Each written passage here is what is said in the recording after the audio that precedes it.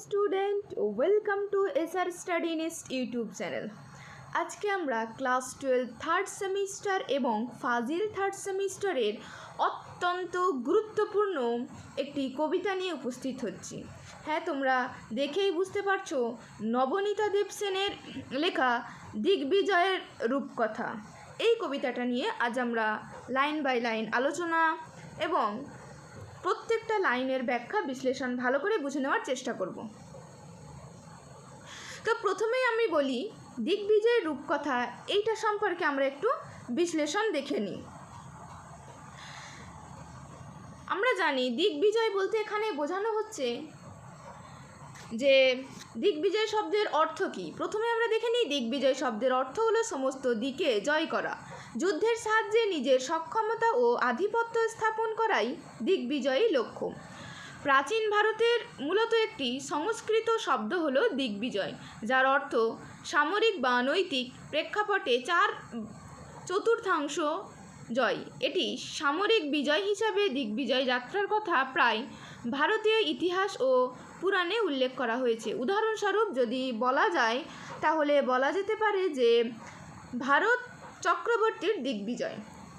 তো এখান থেকে বোঝা যায় যে দিগ্বিজয় অর্থাৎ জয় মানে কি, সেটা জয় করা। আর দিক মানে আমরা জানি যে 10টা দিক আছে আমাদের। তো 10টা দিকের মধ্যে প্রধান আমরা জানি 4টা দিক, সবাই জানে সেটা উত্তর, দক্ষিণ, পূর্ব, পশ্চিম। এরপরও আরও 6টা দিক রয়েছে, ঈশান, বায়ু, অগ্নি, নৈঋত, ঊর্ধ্ব ও অধ। এই 10টা দিক হচ্ছে যে জয় করতে পারবে তাকেই কি বলা হয়, দিগ্বিজয় বলা হচ্ছে। আর রূপকথা মানে তো আমরা ছোটোবেলা থেকে নিয়ে সেটা পড়ে এসেছি। হ্যাঁ, যে ছোটোবেলা থেকে নিয়ে সেটা পড়ে এসেছি, আমরা অনেক গল্পে পড়েছি।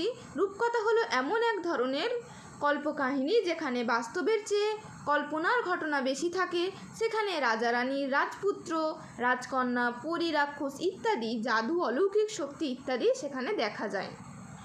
তো আজ আমরা নবনীতা দেবসেনের সেই দিগ্বিজয় রূপকথা কবিতাটি পড়তে চলেছি। প্রথমে আমরা, যেহেতু তোমাদের সেমিস্টার সিস্টেম, তাই আমি বলবো, তো আমাদের এখানে অবশ্যই আমাদের দেখে রাখা উচিত যে নবনীতা দেব সম্পর্কে কিছুটা পড়ে রাখা উচিত। নবনীতা দেবসেন, আমি যেগুলো পড়তে বলছি, যেগুলো দাগিয়ে দিচ্ছি, অবশ্যই তোমরা সেগুলো ভালো করে মন দিয়ে পড়বে। নবনীতা দেবসেন 1938 সালে 13ই জানুয়ারি যিনি জন্মগ্রহণ করেন, এবং বলতে গেলে বেশি দিন নয়, এই রিসেন্ট 2019 সালে 7ই নভেম্বর তিনি মৃত্যুবরণ করেন। তিনি ছিলেন বিখ্যাত কবি, লেখক ও শিক্ষাবিদ। এবার তার মাতার নামটা একটু মনে রাখবে, পিতা মাতার নাম, পিতা নরেন্দ্র দেব এবং মাতা রাধারানী দেবী। এবার সে যুগের বিশিষ্ট কবি দম্পতি ছিলেন, অর্থাৎ তার পিতা মাতা কবি ছিলেন। এবার এখানে দেখো, 1959 সালে, অর্থাৎ 1959-এ দেশ পত্রিকায় তার প্রথম কাব্যগ্রন্থ প্রথম প্রত্যয় প্রকাশিত হয়। এটা ভালো করে মনে রাখবে যে প্রথম প্রত্যয় কবে প্রকাশিত হয় না, 1959 সালে। দ্বিতীয়টি কি বলছে, দ্বিতীয়টি বলছে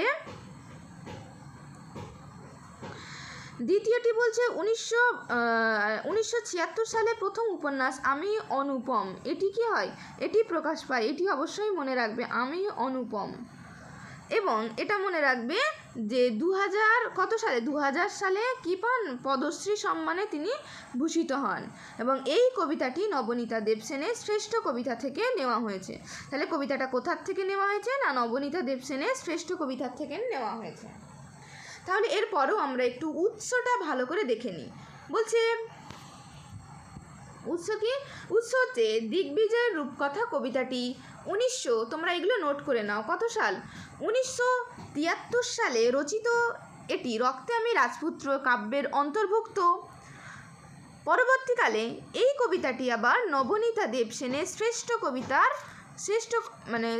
কবিতা গ্রন্থে স্থান পায়। তাহলে প্রথমে কত সাল বলেছিলাম, প্রথমে হচ্ছে বলছে 1973 সালে প্রথম রচিত হয়, কোথায়, রক্তে আমি রাজপুত্র। এই কবিতাটা আবার পরবর্তীকালে নবনীতা দেবসেনের শ্রেষ্ঠ কবিতা গ্রন্থে স্থান পায়। চলো এবার আমরা লাইন বাই লাইন আলোচনা করি। তো প্রথমে কবি বলছেন রক্তে আমি রাজপুত্র। হলেনি বা দুঃখিনী জননী, দিগ্বিজয়ে যেতে হবে, দুয়ারানি দিলেন সাজিয়ে। কবচ কুণ্ডল নেই, ধনুক তুনির শিরস্থান কিছুই ছিল না, শুধু আশীর্বাদী দুটি সরঞ্জাম। কবি এখানে কি বলছেন? কবি এখানে বলছেন যে রক্তে আমি রাজপুত্র। এখানে বিশেষ একটা তিনি মর্মান্তিক একটা বোঝাতে চেয়েছেন। এখানে এর ভাবটা খুবই গুরুত্বপূর্ণ। বলছে রক্তে আমি রাজপুত্র। এখানে আমি বলতে কি বোঝানো হচ্ছে? আচ্ছা, আমরা রাজপুত্র মানে জানি যে রাজার ছেলে। তো এখানে যিনি লিখেছেন কবিতাটা তিনি হচ্ছেন একজন মেয়ে। তাহলে তিনি যখন বলছেন যে রক্তে আমি রাজপুত্র, তাহলে কেন তিনি বললেন, কেন তিনি রাজপুত্র কথাটা ইউজ করলেন? তো আমি বলতে এখানে কাকে বোঝানো হচ্ছে? আমি বলতে কবি নিজেকে বোঝাচ্ছেন। আমি মানে কি? আমি মানে নিজেকেই বোঝানো হচ্ছে। আর এক দিক থেকে যদি দেখা যায়, মানে এটা লিঙ্গ মানে বর্ণ নাম বিভেদে একজন ব্যক্তি সত্তাকে বোঝানো হয়। আমি মানে কোনো লিঙ্গ বোঝায় না, কোন মানে পুরুষ বা মহিলা এটা বোঝায় না। আমি মানে এখানে একটা মানে ব্যক্তি সত্তাকে বোঝানো হচ্ছে। এখানে তিনি এক বিশেষ বার্তা সকলকে দিচ্ছেন। সকলের সামনে নবনীতা দেবসেন সেই বার্তাটা পৌঁছানোর চেষ্টা করছেন যে লিঙ্গ নির্ভেদে বা লিঙ্গ বিভেদ এটা সমাজ থেকে মুছে ফেলতে হবে। সমাজে নারী এবং পুরুষের যে বৈপরীত্য, যে বিভেদ রয়েছে, সেই বিভেদটাই মুছে ফেলার জন্য কবি এই কারণেই তিনি এটা রচনা করেন। তো কবি এখানে তিনি বলতে চাইছেন যে একটা ছেলে যেগুলো পারে, অবশ্যই একটা মেয়ে সেগুলো কেন পারবে না? তারও তো গায়ে সেই রক্তই চলছে। মানে রাজপুত্রের গায়ে যেই রক্ত চলে, রাজকন্যার গায়ে সেতে একই রাজা রানীরই মানে রক্ত চলছে নাকি? ওই রাজারই তো রক্ত বয়ে চলছে, তাহলে কেন সে পারবে না? এখানে সেটাই তিনি বোঝাচ্ছেন যে রক্তে আমি রাজপুত্র। হলেনি বা দুঃখিনী জননী, তার মা হচ্ছে জননী মানে কি? জননী মানে মা। দুঃখিনী মানে হচ্ছে কি? দুঃখ, দরিদ্র, মানে দুঃখে ও কষ্টে যার জীবন পূর্ণ, সেটাই হচ্ছে দুঃখিনী। তো হলেনি তার মা দুঃখিনী, দিগ্বিজয়ে যেতে হবে। বলছে তাকে কি করতে হবে? দিগ্বিজয়ে যেতে হবে। কেন যেতে হবে? কারণ তার মা এখানে বলে দিয়েছে দুঃখিনী। এরপরে আমরা আস্তে আস্তে পুরো প্রেক্ষাপটটা পুরোটা ক্লাসটা করলে তাহলে বুঝতে পারবো। বলছে এবার যেহেতু দিগ্বিজয়ে যেতে হবে, তার জন্য দিক জয় করার জন্য কি অনেক কিছু সরঞ্জাম লাগে। তো সেই জন্যই বলছে দুয়ারানি দিলেন সাজিয়ে, অর্থাৎ তার মা হচ্ছে, এখানে স্পষ্ট বোঝা গেল তার মা একজন দুয়ারানি। আমরা দেখেছি যে সুয়োরানি এবং দুয়ারানি হয়। সুয়োরানি মানে হচ্ছে মানে যিনি হচ্ছে খুব ভালোভাবে থাকেন, হ্যাঁ। দুয়ারানি হচ্ছে যিনি দুঃখে কষ্টে থাকেন, মানে রাজার থেকে কোনো পান না, তিনি সব থেকে বঞ্চিত থাকেন। এই জন্যই কবি দিগ্বিজয়ে যাচ্ছেন, কারণ তার মা হচ্ছেন দুয়ারানি, হ্যাঁ, দুঃখিনী জননী। তিনি দিগ্বিজয় করে সমস্ত কিছু তার মায়ের কাছে তিনি তুলে দিতে চান, তার মাকে তিনি খুশি করতে চান। কেন তার মা বঞ্চিত থাকবে? কারণ সেই রাজারই তো একটা তার মা পত্নী, তাহলে তার মা অন্য সব কিছু থেকে কেন বঞ্চিত থাকবে? এখানে সেটাই বোঝাচ্ছে। বলছে কবচ কুণ্ডল নেই। এবার বলছেন দুয়ারানি যখন তার মা তাকে সাজিয়ে দেয়, এবার কি সাজানোর জন্য সরঞ্জাম লাগে, সেজন্য বলছে কবচ কুণ্ডল নেই।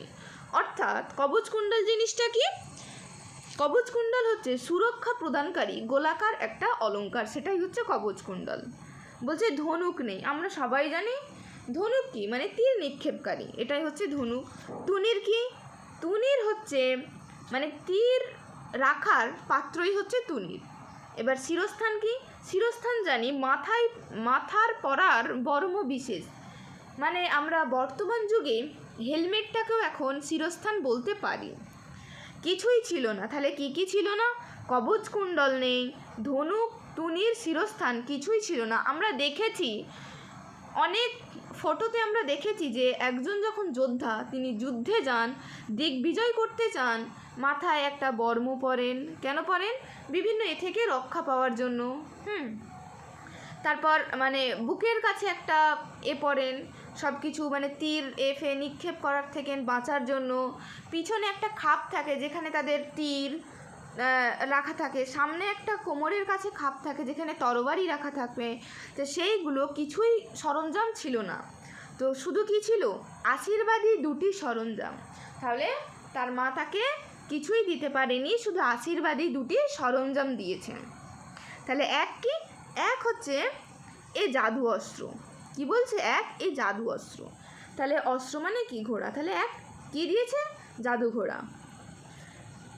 বলছে মরুপথে সে হয় উট, অর্থাৎ সেই জাদু ঘোড়াটি মরুপথে কি হয়ে যায়? উট হয়ে যায়। এবং সেই উটটি যখন আকাশে যায়, আকাশ পথে কি হয়ে যায়? আকাশে পুষ্পক। পুষ্পক হচ্ছে একটা রথ, যেটা মানে পুরাণে আছে। আর সপ্তডিঙা সাজে সিন্ধু জলে। সপ্তডিঙা মানে হচ্ছে সপ্তডিঙা শব্দের অর্থ হচ্ছে যে 7টি নৌকা বা জলযানের বহর। তারপর সিন্ধু জল মানে সিন্ধু অর্থাৎ সমুদ্র, মানে সমুদ্রে সে কি হয়? নৌকা হয়ে যায়। তেপান্তরের পক্ষীরাজ। তেপান্তর কি? রূপকথায় বর্ণিত জনহীন বিস্তীর্ণ অজানা প্রান্তর হচ্ছে তেপান্তর। আর পক্ষীরাজ মানে তো আমরা জানি যে রূপকথায় কল্পিত যে পাখাযুক্ত ঘোড়া, পাখিদের মধ্যে যে শ্রেষ্ঠ, সেটাই হচ্ছে পক্ষীরাজ। অর্থাৎ সেই পক্ষীরাজটার কি আছে? যেটা দুটো ডানা আছে, সে উড়ে উড়ে যায়। তাহলে এত কিছু বলছি, সেই জাদু অস্ত্রটা কি হয়? মরুপথে সে উট হয়ে যায়, আকাশে পুষ্পক, আর সপ্তডিঙা সাজে সিন্ধু জলে, তেপান্তরে সে আবার পক্ষীরাজ হয়ে যায়, এবং তার নাম রেখেছি বিশ্বাস। তাহলে এখানে কবি যেটা বলতে চাইছেন যে কবির যে দুটি সরঞ্জাম আশীর্বাদী সেটা রয়েছে, এক হচ্ছে বিশ্বাস। তার কাছে কোনো কিন্তু জাদুই অস্ত্র ছিল না। সেই জাদু অস্ত্রটাই আসলে কি ছিল? আসলে সেই জাদু অস্ত্রটাই ছিল বিশ্বাস। বিশ্বাস থাকলে তিনি সব কিছু জয় করে এগিয়ে যেতে পারবেন, এটাই এখানে তিনি বোঝাচ্ছেন।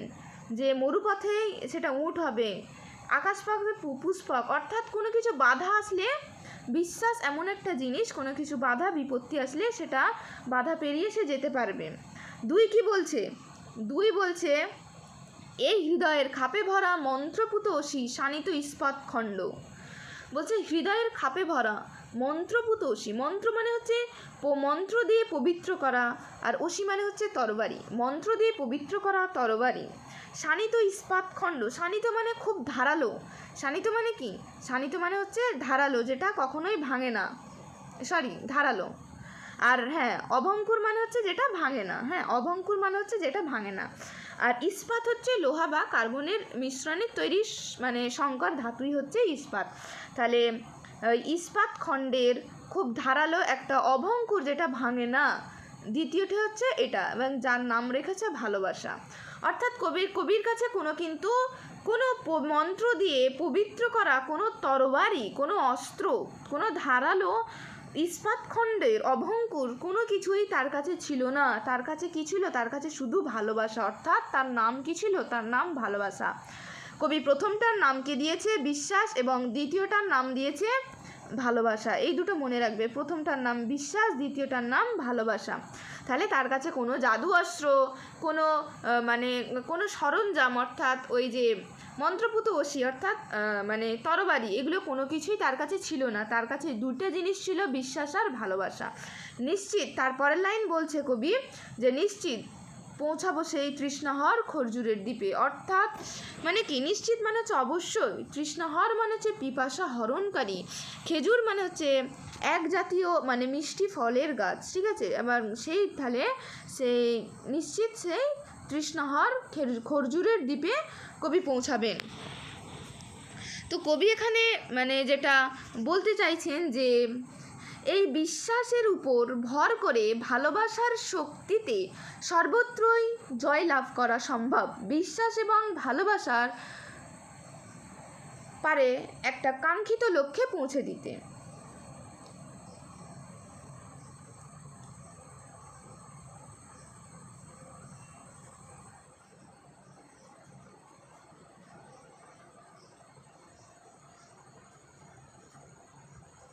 এবার এখানে কবি যেটা বলতে চাইছেন সেটা হচ্ছে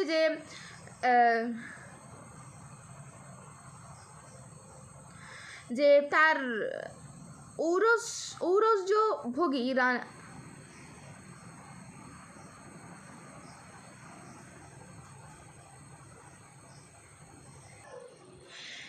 এই প্রকৃত অর্থ বিশ্বাস এবং ভালোবাসা প্রকৃত অর্থে রাজপুত্র যেমন পক্ষীরাজ ঘোড়ায় চড়ে খাপ খোলা ধারালো তলোয়ার নিয়ে তার শক্তি সামর্থ্যের প্রকাশে দিগ্বিজয় বের হয়, তেমনি বাস্তব পৃথিবীতে বিশ্বাস ও ভালোবাসার উপর ভর করে কাঙ্ক্ষিত লক্ষ্যে পৌঁছানো সম্ভব হয়। কবি এখানে সেটাই বলতে চাইছেন এবং লাস্ট লাইনে তিনি বারবার বুঝিয়ে দিয়েছেন বিশ্বাস এবং ভালোবাসাই পারে একটা কাঙ্ক্ষিত লক্ষ্যে পৌঁছে দিতে। তো that all for today class.